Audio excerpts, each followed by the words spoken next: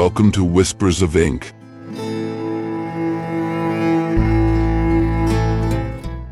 I'm Machado de Assis, and now I will read one of my stories. Let's start with the book The Mirror, which is part of my novels collection.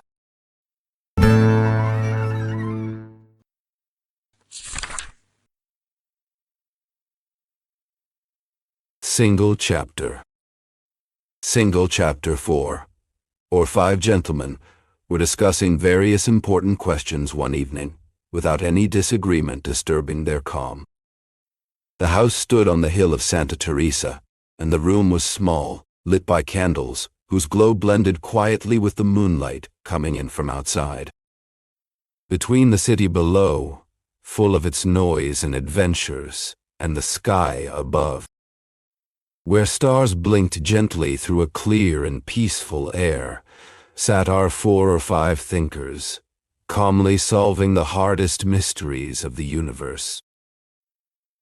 Why 4 or 5? Well, strictly speaking, only 4 were talking, but there was also a 5th man in the room, quiet, thoughtful, almost sleepy, who only gave soft grunts of agreement now and then. This man was about the same age as the other, somewhere between 40 and 50 years old.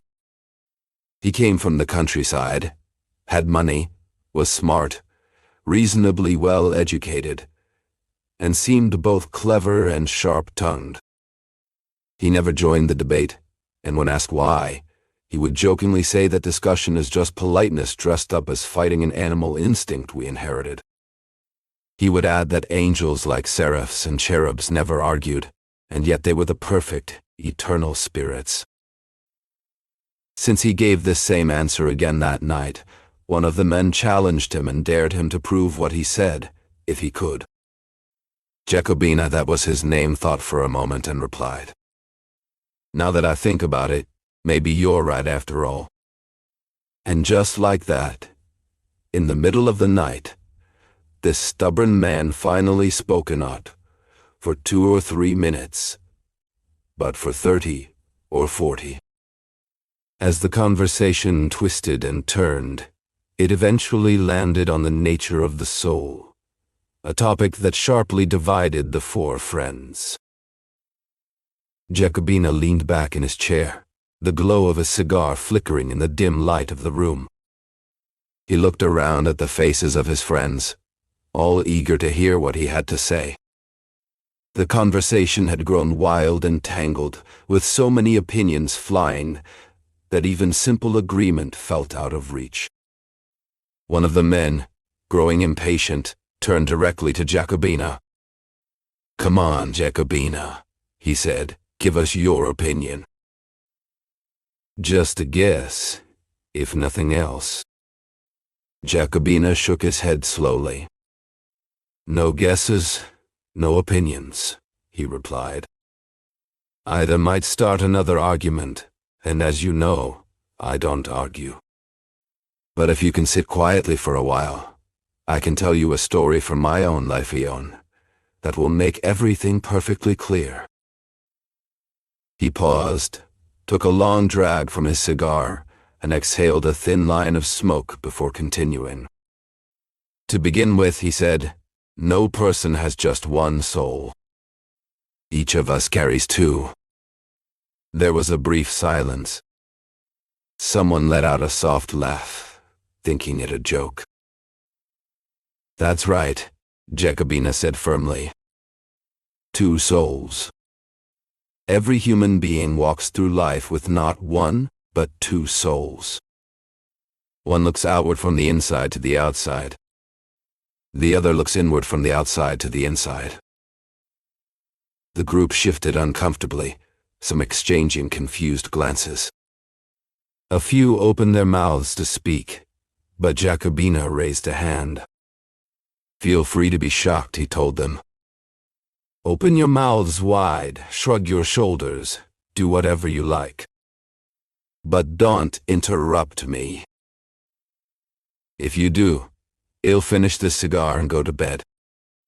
He tapped the ash off the end and continued, "The outer soul can take many forms, It might be a spirit, a liquid, a person, many people even. Or an object. An action. Think of it like this. Sometimes, a simple shirt button is someone's outer soul. So too can it be a polka dance, a game of cards, a book, a machine, a pair of boots, a song, or even a drumbeat. Anything that lives outside of you, but gives you life. He looked around the room again, making sure they were still listening. These two souls work together, he explained. They both give life.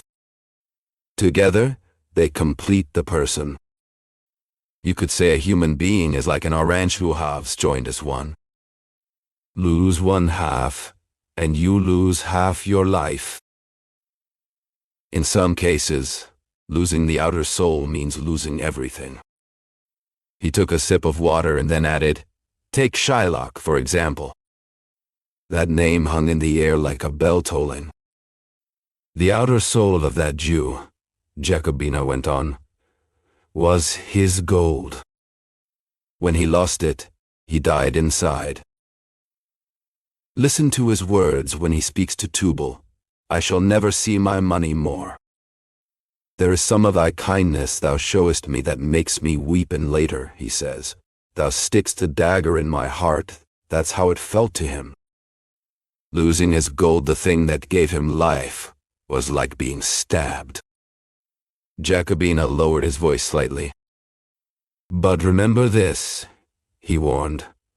The outer soul isn't always the same thing for everyone.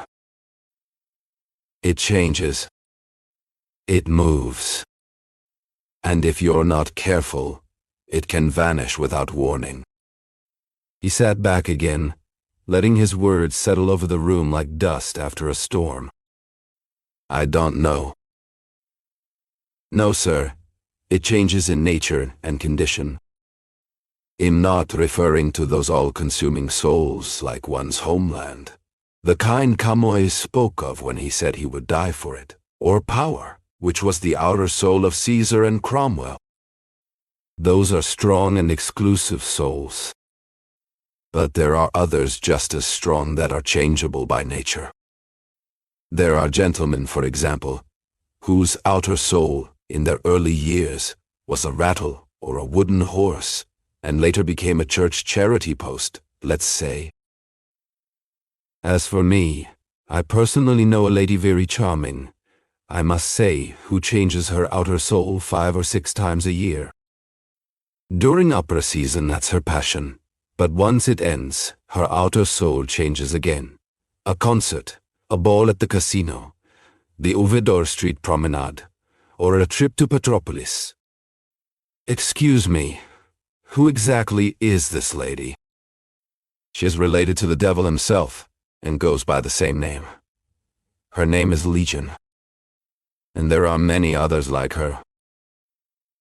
I've even gone through some of these changes myself.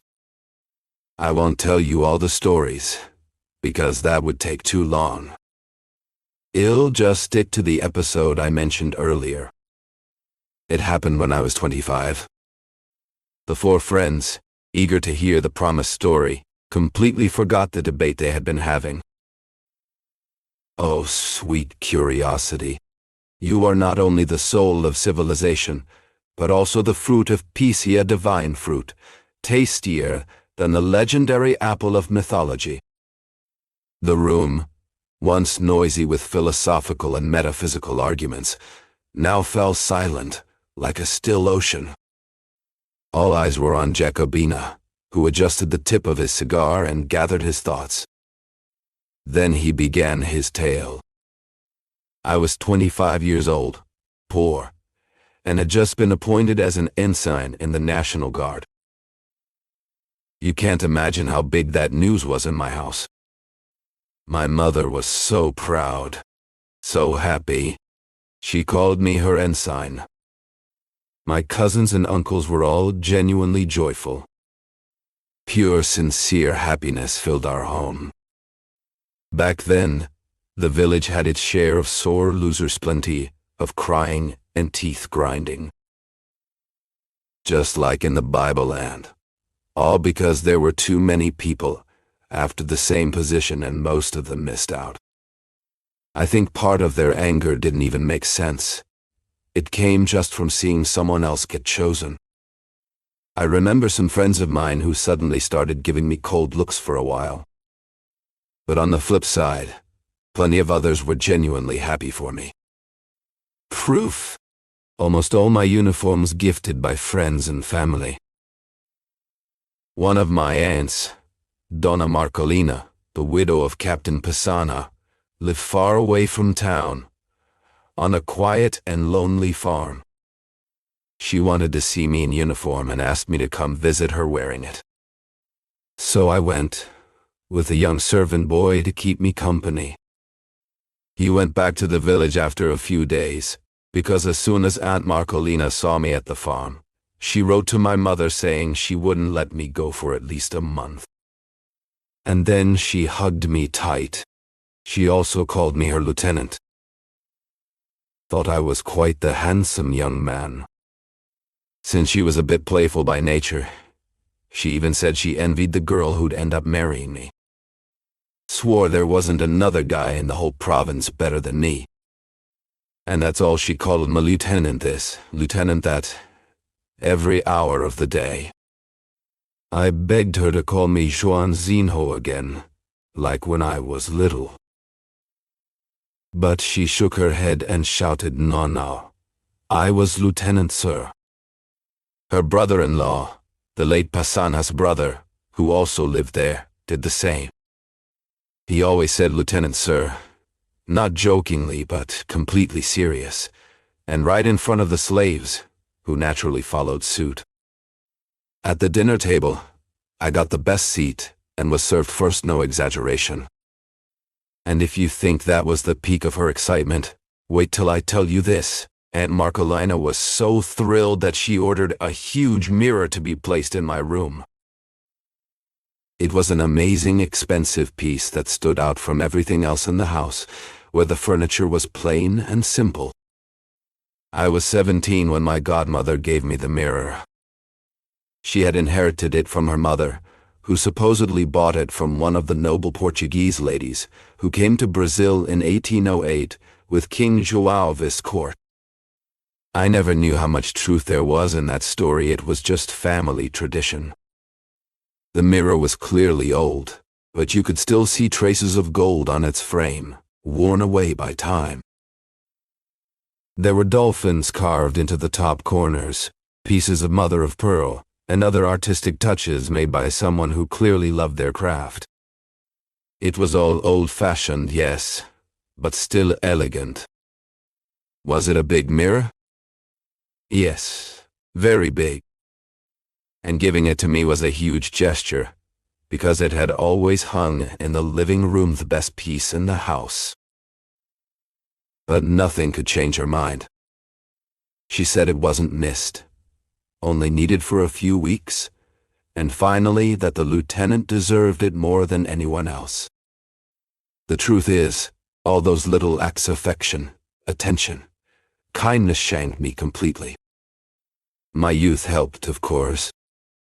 Can you guess what happened? Probably not. Let me explain. The lieutenant replaced the man inside me. At first, both sides struggled for control. But soon enough, my original self gave way. All that remained was a small part of my humanity. What used to be important, sunlight, fresh air, nature, the eyes of young women, was now replaced by flattery and polite gestures. Everything that reminded me of my rank mattered, while anything human faded away. I kept only the part of me that cared about my duties as an officer.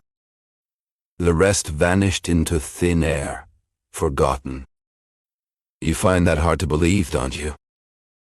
I find it hard to even understand, said one of the listeners.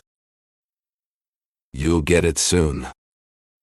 Facts help more than feelings, they really do. The best definition of love means nothing compared to a real kiss from a girl in love. And if I remember right, an old philosopher once proved motion by simply walking. So let's look at the facts. Let's see how my human conscience slowly disappeared, while the conscience of the lieutenant grew stronger every day. I used to think human joys and sorrows were nothing much. If they touched me at all, it was with lazy pity or a polite smile. But after just 3 weeks, I became someone else completely different. I was an insane now, through and through. One day, Aunt Marcolina got terrible news.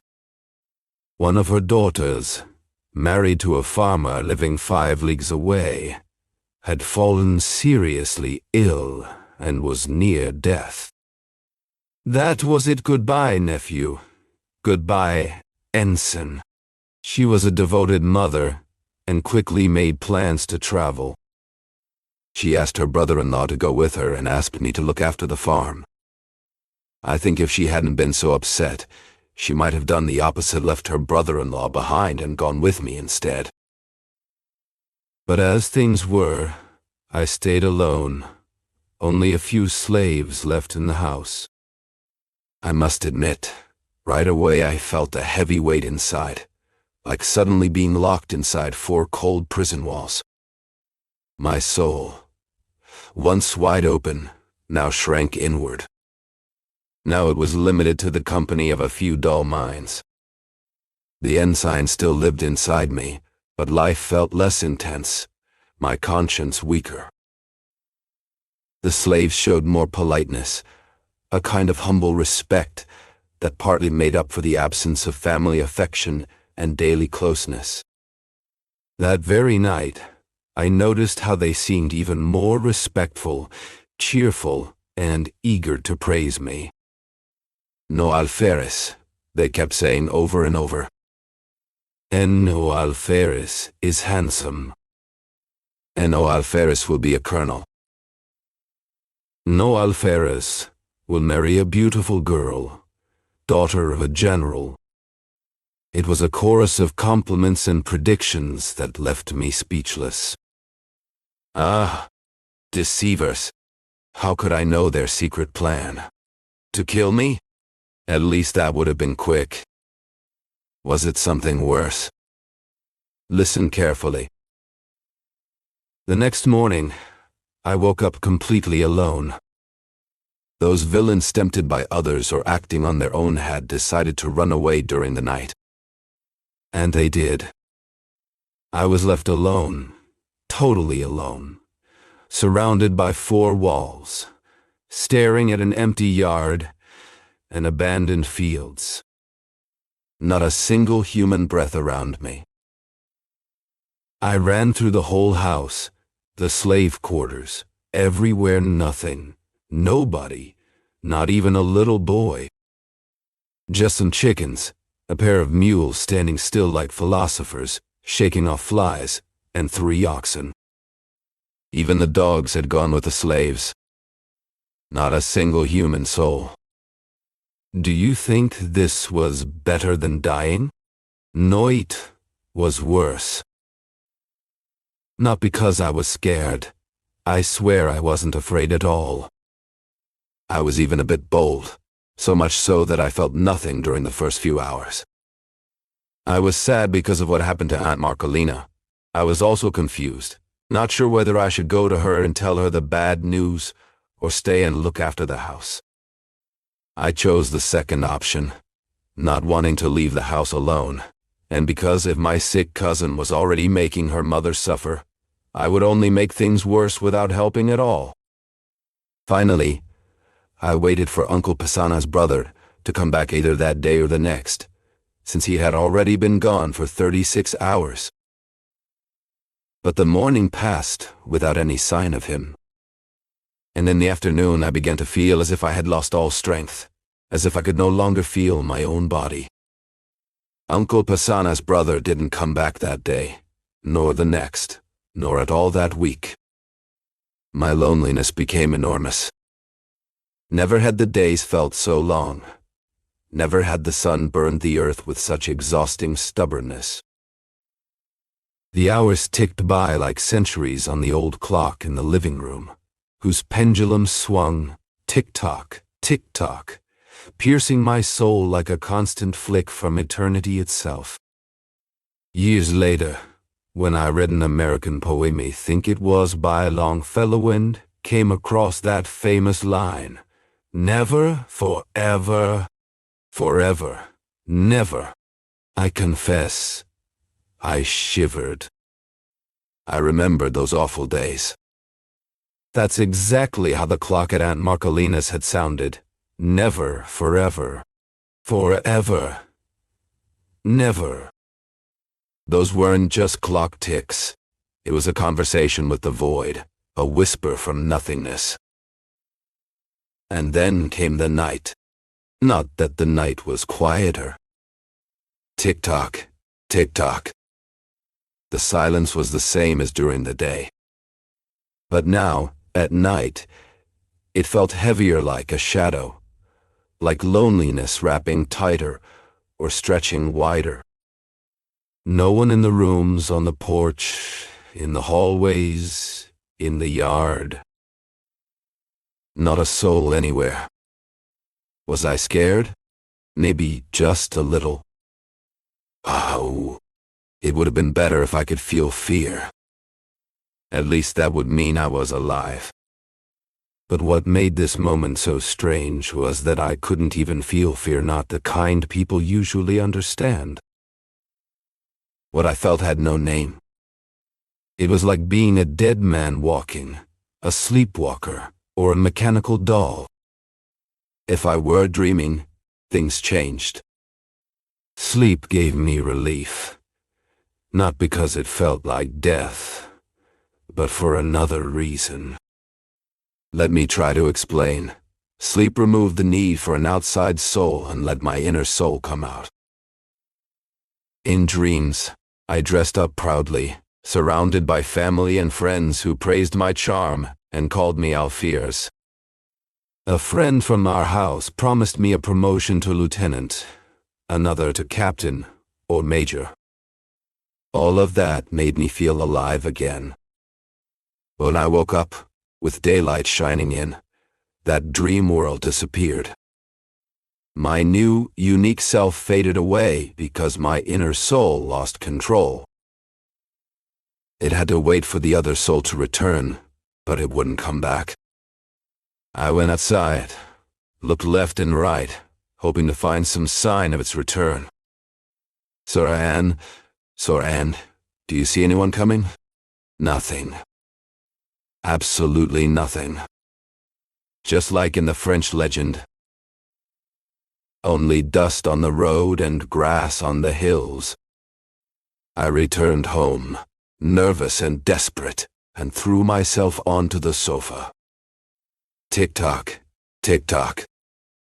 Then I got up, walked around, tapped my fingers on the window glass, whistled nervously.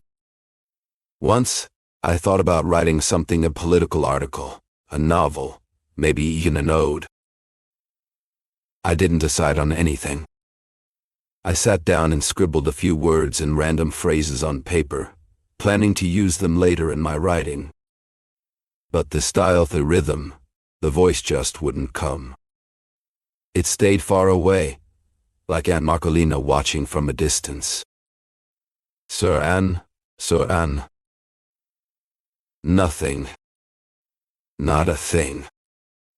I sat there watching the ink bleed across the page and the white paper shine through. But I barely adjust a little fruit, flour, preserves, some roots toasted over the fire. I could have handled all of that with joy, if not for the awful state of my mind. I recited poems, speeches, Latin passages, verses by Gonzaga, stanzas by Camões, decimas like an anthology in 30 thick volumes. Sometimes I did exercises, other times I pinched my own legs.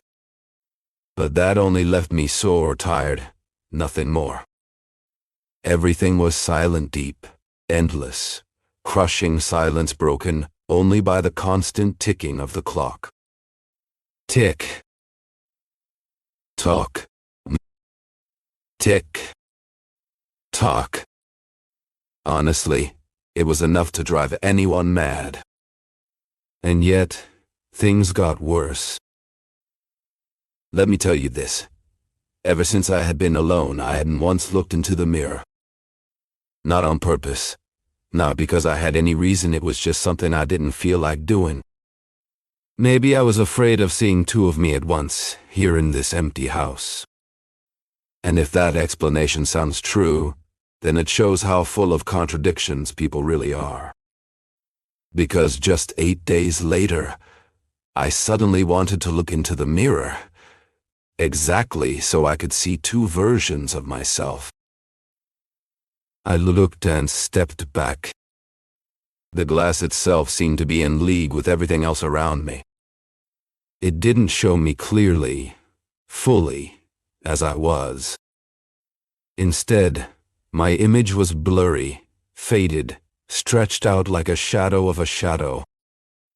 Now I know perfectly well that the laws of physics say the mirror must have shown me exactly as I am, down to every line and feature. That's how mirrors work. But that wasn't what I saw.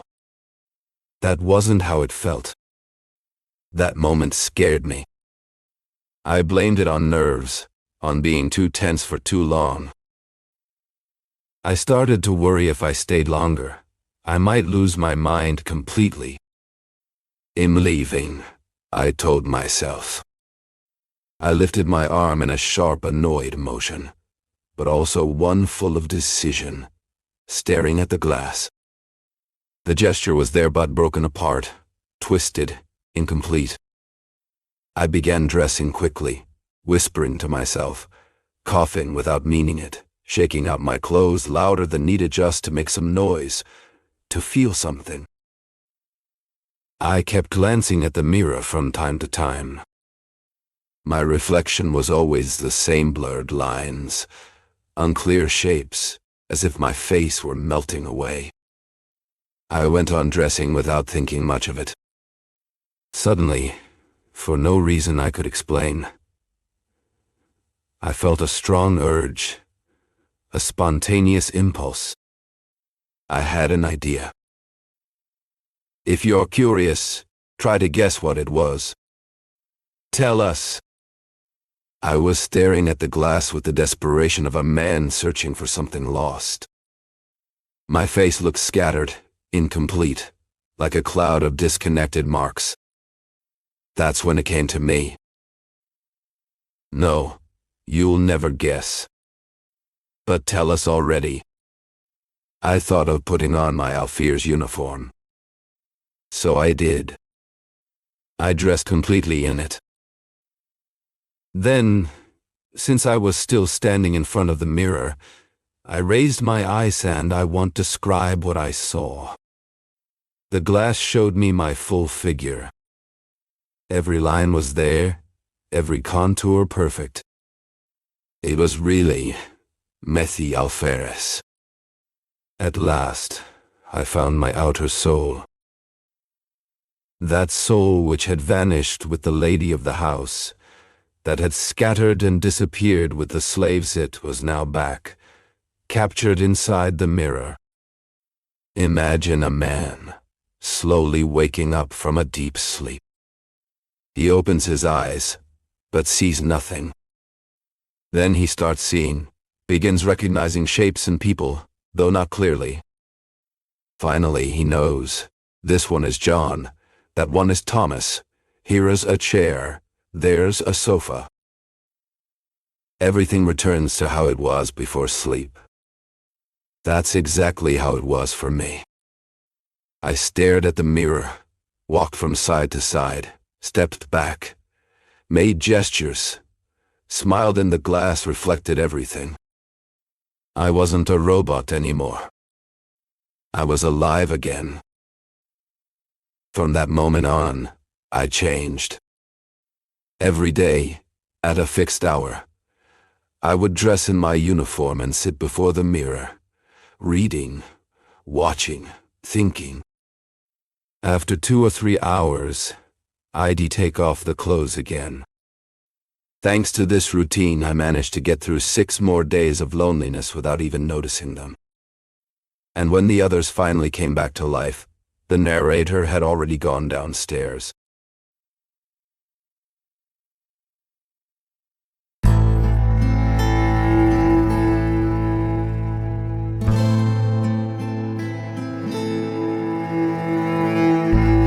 Thank you for listening so far. If you enjoyed this video, don't forget to like our channel and click the bell to be notified whenever a new book is read. Have you heard of Machado de Assis? Machado de Assis, born in Rio de Janeiro in 1839, is considered one of the greatest writers in Brazilian literature and a master of psychological realism. He was a novelist, poet, playwright, and short story writer whose works explore the complexities of human behavior with irony, subtlety, and deep introspection. Among his most famous novels are Dom Casmurro, which questions truth and memory, and the posthumous memoirs of Brás Cubas, a satirical narrative told by a deceased man. Machado's literature often reflects the contradictions of Brazilian society, addressing issues like race, class, power, and identity in a sophisticated yet accessible style. Despite being born into poverty and facing racial prejudice, Machado de Assis rose to become the president of the Brazilian Academy of Letters and a symbol of literary excellence. His sharp wit and profound observations about society and the human soul make his works timeless and universally relevant. Today, he is recognized not only as a Brazilian icon, but also as a world-class author whose legacy continues to influence generations of writers and thinkers. Machado de Assis shows us that literature can be both elegant and critical, intimate and universal, humorous and profound. His stories remain as powerful and thought-provoking today as they were more than a century ago. Machado is a treasure of world literature, and through his voice, we discover the infinite layers of the human experience.